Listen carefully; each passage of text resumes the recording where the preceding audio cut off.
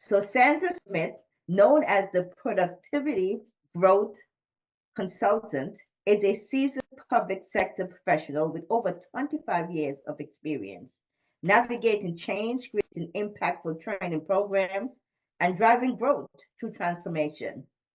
Passionate about embracing innovation, she now helps others confidently adapt to the future, including the rise of AI as a natural and powerful tool for progress. Her topic today is embracing change even when you do not want to. AI driven growth. Let's welcome to our virtual stage Sandra Smith. Thank you, Diane. And thank you, Olga, for the opportunity. And we've heard that word synchronicity, and things happen as they do. And we don't need to do the orchestration because there's someone greater than us who's doing that orchestration for us. And we'll put things in right spaces at the right times. So having this opportunity to share a passion of mine and a recent passion of mine that I've started to embrace, and that's around the change that's happening in relation to technology, and AI being one of the technologies that are on the tip of my tongue, but it's touching all of our lives and it will continue to touch our lives. So for me, there's a change happening. And even in terms of listening to Sasabilia, and she was speaking about the technology and she was talking about acetates. And I remember those days when if you was doing a presentation, you'd have paper, I think the word is acetates, you'd write on it with a marker. You'd have to make sure your fingers don't get on the document because then you'll have fingerprints, little footprints, and it just looks messy. But technology has moved along. So I will start to share my slides. Let me see how this goes. So it is a process that we do need to embrace the change. And Miriam was speaking about her experience in terms of moving from a space, a life whereby she was happy, in quoting fingers, but she was earning an income and everything appeared to be okay until when that moment that she remembers clearly ensured that she had to stop in her tracks.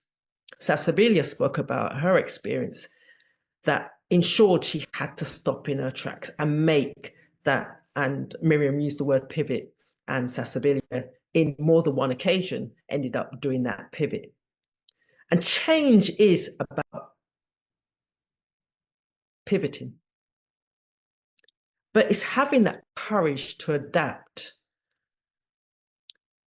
in a rapidly changing world. So I'm going to make you a promise, and it's something that we all need to embrace. Change, it's inevitable. The thing about change, as much as that is inevitable, the growth is optional.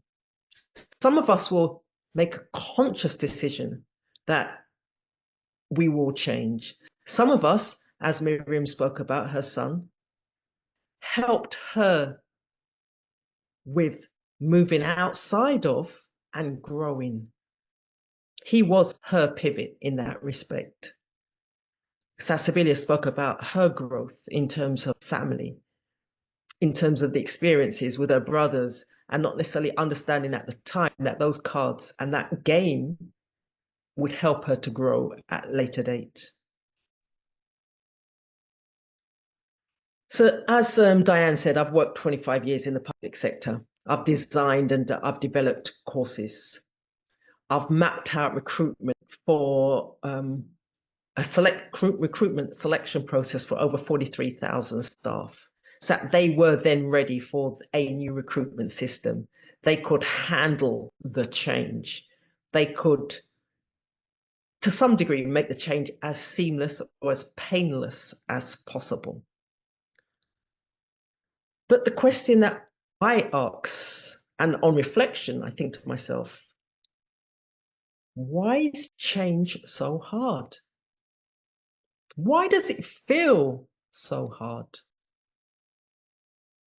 And for me, it's that fear of the unknown. For me, I don't always say that I want to be the driver, but I want to have the control. So maybe, yeah, I want to be the driver. I want to be the conductor. I want to be this person standing there with that stick, doing all of that. I'm happy in the routine. I'm comfortable in the routine. So then when I think about change, I think about, do I want to? How? I start having a conversation in my head, but then the comfort takes over. And I circle back and think, well, another day, another time. It's for somebody else. But the thing about change is that it doesn't work on those lines. You can't just bury your head in the sand to stop the change, apart from the fact that you'll end up killing yourself. That said, but you can't do that. So if we think about change and making an assumption we're all 21 plus years of experience. So all of us will remember that tape recorder that you used to have to put your pen in or pencil in it sometimes if you were rewinding it. And that's in the 80s. And I know Miriam was talking about songs and having your song. But back in the day, we would have put it on something like that or on a record player, on a record, vinyl. Then we've moved from the 80s, we've got a thing called a mobile phone. We've all got one. Some of us had the first one, which was bigger than our pocket and our handbags. Whereas now we've got mobile phones that we can put into our pocket. And we've moved from that mobile phone and from a technology and from a change point of view to having a computer at our fingertips. And this is just a symbol, and it's out of curiosity. How many of you recognize this symbol? Just put it in the chat. What is this symbol?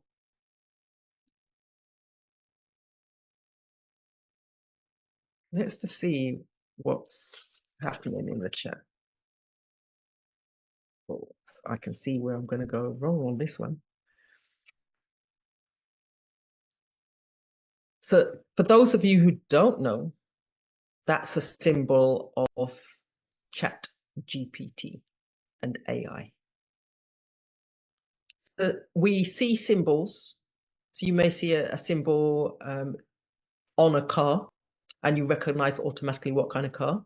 You're walking down the high street and you see the symbols for the banks.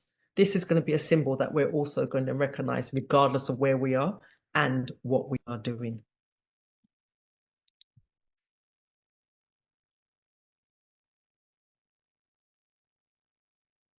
So I'd say look at your phone, look at your laptop. And within that, it's no longer just a phone. It's, like I said, a computer at your fingertips. And half the world's businesses are exploring and implementing AI. Again, you may think to yourself, not me. I don't need it. I don't use it. But as I go through this presentation, you'll see that there are areas whereby by osmosis, you're using it. What we just need to do is understand it. So what is AI? The top one is a big jargon. The bottom line is it's machines that learn from data and they make decisions. That's the bottom line. So it's the information that you're putting in, the data, the raw data, whether it's the spoken data, whether it's the typed data, whether it's data that they're picking up that's you've created a spreadsheet, you've got names, and I know a number of us here, we are starting businesses, we're in business, but are you capturing that data? We have machines that can capture that data and help you to make decisions.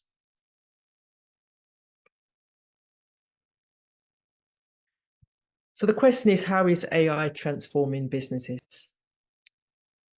Most of us will have a mobile phone. Some of us who use the fruit, over the years, we've made use of face recognition. Some of us who don't use the fruit, when we are accessing our phones, we may use a fingerprint.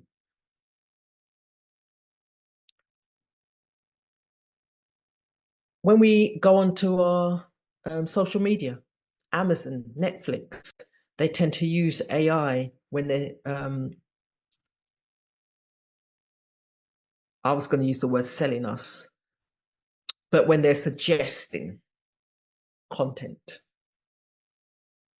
And that's based on our behavior. We think about the education system, and we often hear that word plagiarism. And when we go into our exams, and or we're putting a paper together in terms of an assessment or an assignment, the AI helps the teachers in terms of grading and ensure then that there is no or less plagiarism. Now that's another subject, but that's something that I'd really love to have a conversation with someone about. We've got Siri, Alexa. I'm going to call out the word Alexa. In someone's house, you've got a machine that started to light up to listen to what's being said. See, I'm not quite sure how to help you with that. I've just said Alexa. But it's an assistant. It's an AI assistant. And we integrate it into our daily lives. So it's not the question about whether or not AI is coming. It's here. And to be fair, it's been here a lot longer than some of us actually appreciate. So change equals discomfort and opportunity. And this figures that I've shown, this is figures related to 6 to 8 months ago. There were 14,000 AIs for 14,000 tasks, around 4,000, 5,000 jobs. That was 6 months ago.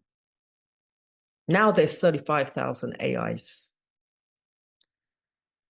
And globally, it's affecting thousands and thousands of jobs. So are you scared of the impact? But what if the change is your path to your next chapter? Miriam was talking about the next chapter. But what if it's your path to your next chapter? So when we're thinking about change and we're thinking about embracing change, you can do it at any age.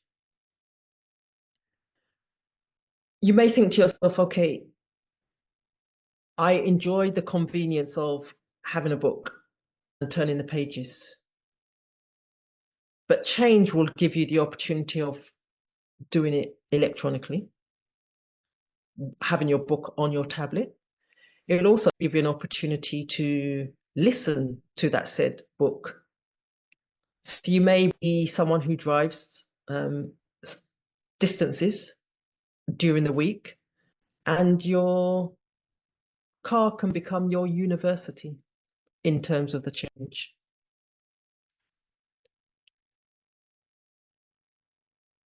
And again, when we think about change, there's that mindset. A fixed mind, you'll avoid the challenges. A growth mindset, you're going to embrace those changes. You're going to embrace those challenges. You're going to be curious. So you're not going to give up if you can't figure it out. What you will do, you're going to persist in the setbacks. you're going to take the information that's presented by using those changes and use them to say and think to yourself, I can learn. I can do this. You're going to change the narrative in your head. It's a question in terms of, and people talk about AI, will it replace jobs, yada, yada. AI won't replace people, but people who use AI outperform those who don't. Because what it does, it gives you that shift. It takes away the some of those tasks which are mundane and gives you the opportunity to move more so on steroids and to do things that you do enjoy, to make those connections. If you're sending out emails, it does it electronically. It does it automatically, rather than you sitting down there and going through all of your email list and doing it one by one. So that won't replace you as an individual, because you always need the human in the loop, but it does allow you to perform differently. So out of curiosity, let's just do a small step into the future. So what's one piece of tech or app that makes you feel nervous or reluctant to try? Just take a minute to think about that. One piece of tech or app that makes you feel nervous or unwilling to try. And I'd like you to write that down on a piece of paper. Or better still, put it in the chat.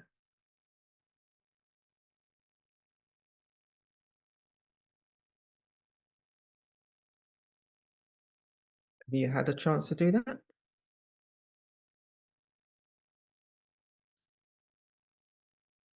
Okay. So then my next question. James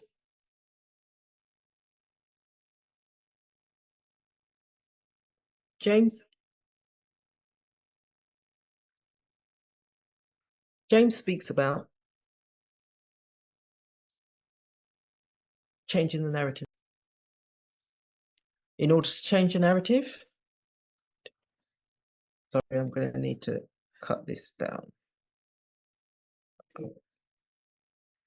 James speaks about changing the narrative. In order to change the narrative, we need to flip the fear. So we need to oh no, sorry, let's do this again. So what we need to do, did you try it? Whatever you'd written down and that fear that you had, did you try it? Do you eventually try that piece of technology or the app? And I'll ask you to think about what happened. Did the world end? Did you throw up? Did you lose all your friends? What happened when you tried that app?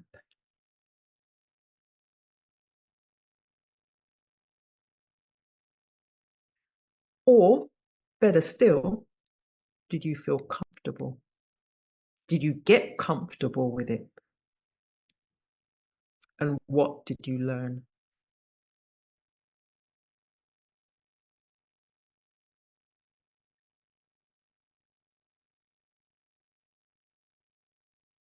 So I'm going to be reading the chat in a bit. So I'm just curious in terms of what you've learned.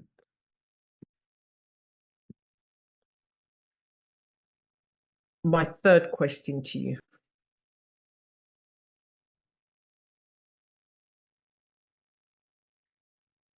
For those of you who have another device, I would encourage you, and we may not have the chance to do it now because I recognize time is my friend. I would encourage you to put something in ChatGPT, 3 things, or sorry, ask Google 3 things ChatGPT can help me with. So you're asking Google, Google was our best friend before we had ChatGPT. It was my best friend. I don't know about yours. So I'd encourage you to put in your phone in the Google search engine or whatever search engine you're using, 3 things ChatGPT can help me with. And just explore what comes up. Bearing in mind, ChatGPT is a qualified doctor, dentist, lawyer, teacher. Someone spoke about encyclopedias recently in a conversation I was having. That's ChatGPT. We don't have those books now on our shelves. So it'd be interesting just to put into Google 3 things ChatGPT can help me with and just see what comes up. I'm here to make it easy and affordable for you. If it's something that you want to learn and it's something you want to dive deeper into in relation to offering online classes. So we need to then do that reframe. You're not saying to yourself,